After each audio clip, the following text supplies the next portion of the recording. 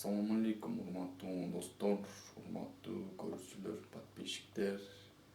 Сиздерге бүгүнкү чыгарылышта Мирбек Атабековдун "Сени көрбөй" аттуу чыгармасын типа разбор болуп түшүндүрүп беришке аракет кылайын. Эмесе баштадык. Башында чет көргөзүп берейин да, кандай болот экенин. Андан кийин жакса көрүүсүздөр дагы.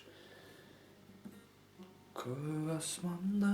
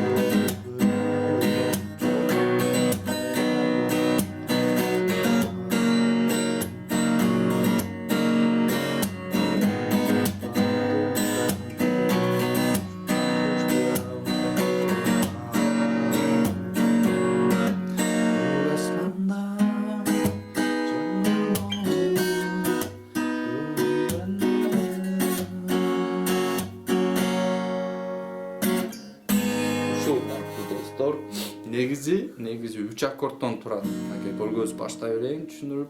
Баре менен дагы бареси жоктар черткенди көргөзөм, бирок экөөнү аралаштырып чертсе өтө мындай жакшы туш келет. Мен оюмча бареси жок биринчи 3 аккордтон турат. Айтып кетейин дагы бир жолу. Мынакей бареси жок баштап кеттик. Биринчи аккордна эң оңой аккорд, жанагы стандартный эле. Биринчи латта экинчи кыл, экинчи латта үчүнчү, төртүнчү кыл. Экинчи аккорд аты жокту эле үчүнчү латтын 5-кылына коесуздар. То есть биринчи латта экинчи кыл, экинчи латта 4-кыл, үчүнчү латта 5-кыл. Экинчи аккорд, үчүнчү аккорд экинчи латта 5-кыл, үчүнчү латта 2-кыл. Аке экинчи кыл, аке 5-кыл. Ушу 3 аккорд бареси жок табылган, урматтуу достор. Ушу 3 аккорд менен деле чертип ырдай берсеңиздер болот. Көк асманда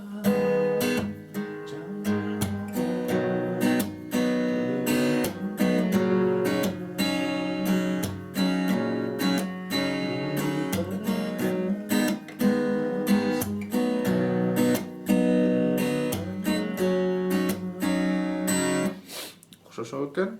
Кыскасы ушу, урматтуу достор.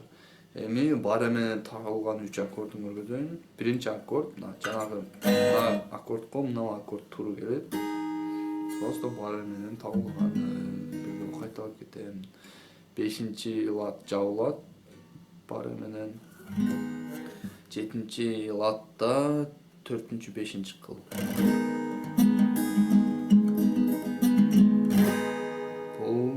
Аккорд. Экинчи аккорд 3-лат жабылат баре менен, 5-латта 2-, 3-кыл.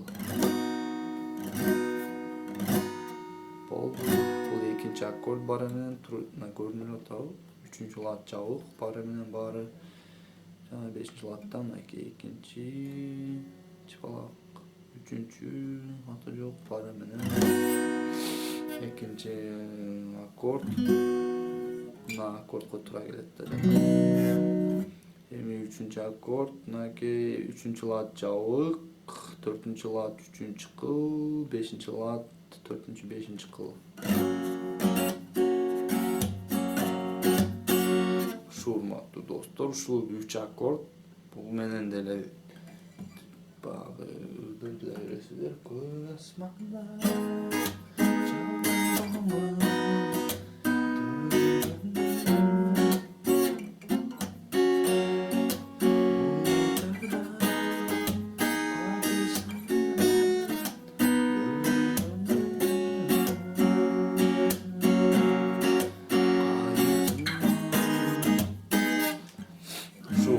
достор,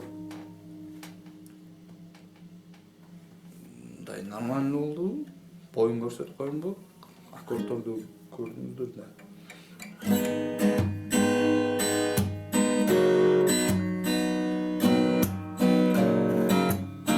Кандай экен ушу аккорд?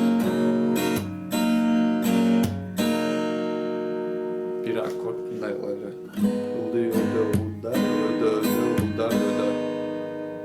Ушу бир аккордко ушул бойду кыласыздар. Анан аккорд алмашат, дагы эле ушуну кайтабайсыздар. Өдө. Көк асманда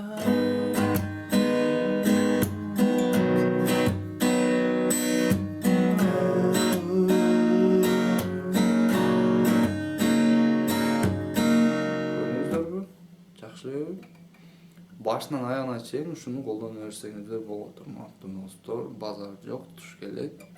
Эми жанагына айтайын. Неме дебедим, экөөнү аралаштырып эки. Кыскасы, могу көк асманда дегенде баре менен черткен жери жакшыраак туш келет. Калган көрсөтүп кетейин. Көк асманда баре менен жаңгыр болуп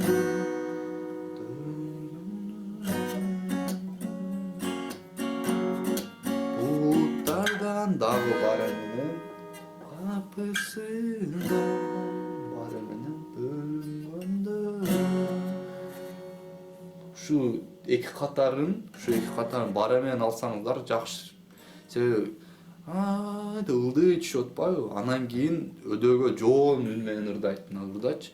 Ошондо ал жака чыгып кетсеңиздер, мындай жоонураак болуп, ырга жакшыраак туш келет да. Бул кайык сыман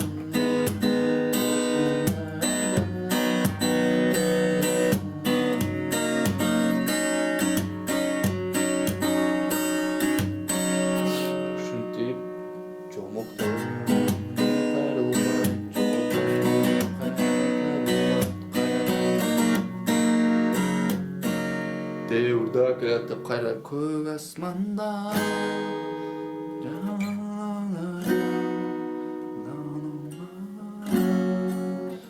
Şu men oyum калгандарым чертебе, калсаңар башынан аягына чейин бара менен тапкандар менен чертсилер.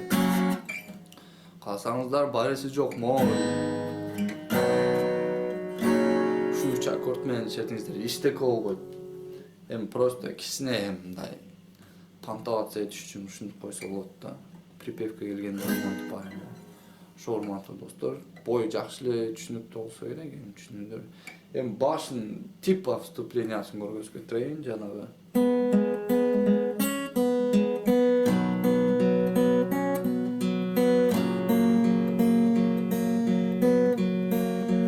Көк асманда жаңгыр дей берсе,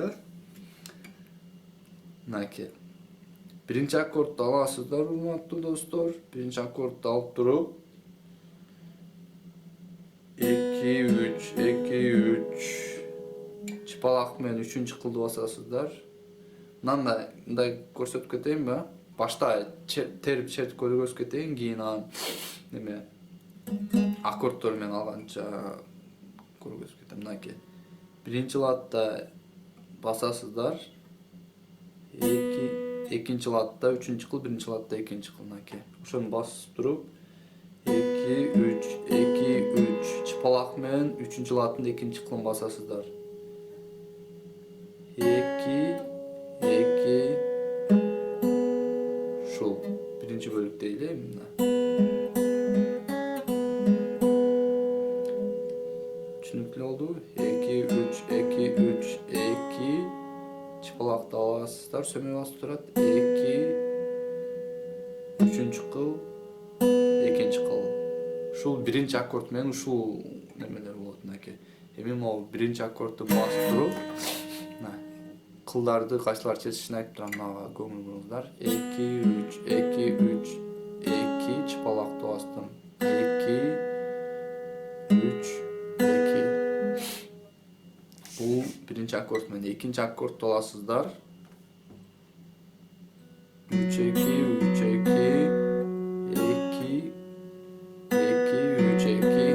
ушундай болот. Кимдики болду мынакей. 3 2. Мындай басканда мына 3-кыл басылбай атпайбы? Ошого мындай кылып эле көргөзүп берейин. 3 2 3 2 2 2 3 2. Анан кийин могу 3-үчүнчү аккордто экинчи латтын 5-кылын эле алсаңыздар. Себеби мына звук керек бизге. Өзү аккордто могу да экинчи кыл басылат 3-чү латта. А бизге экинчи кыл пустой керек. Ошон үчүн мондой басасыздар да баспай койсоңуз эле иштеп болот. 3 2 3 2 3 2 3 2 деп 3 жолу кылып туруп, 4-сүндө могу биринчи латтын экинчи кылын басасыздар. 3 2 ушуну 2 жолу басасыздар. 3 2 3 2 3 2 3 2 3 2 3 2 Түшүнүктүү болду. Мынакей. Секине кылып көргөзүп кетейин, а. Сөз менен айтайынбы, айтпайынбы? Айта берейин, а. 2 3 2 3 2 2 3 2 3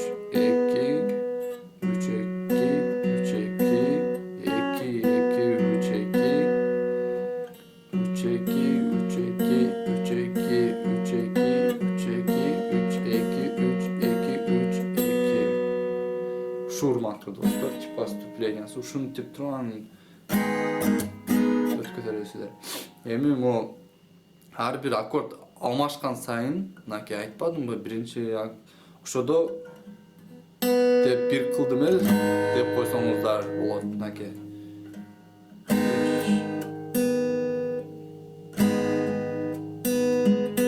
Деп экинчи кылдан баштайт элек го, мындай кылып туруп, 3-чү кылга өтүп кетерсиздер. Типа биринчи кылды четкенин ордуна аккорд полный чертесиздер. 2 3 2 3 2 3 2 2 3 2. Мына жерде 3 2 3 2 болчу эле го. 3-тү четкендин ордуна экинчи аккордду бир чертесиздер дагы 2 көтөрөсүздөр мындай кылып.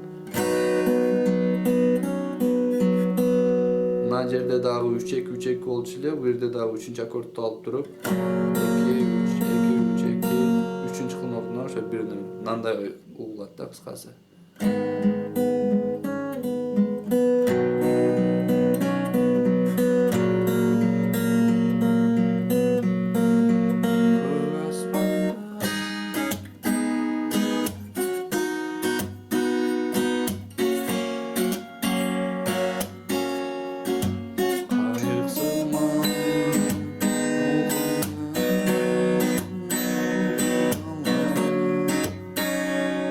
Урматтуу достор, аман болуңуздар, бардыгыңыздар, жаман комментарий калтырсаңыздар дагы аман болуңуздар, урматтуу достор.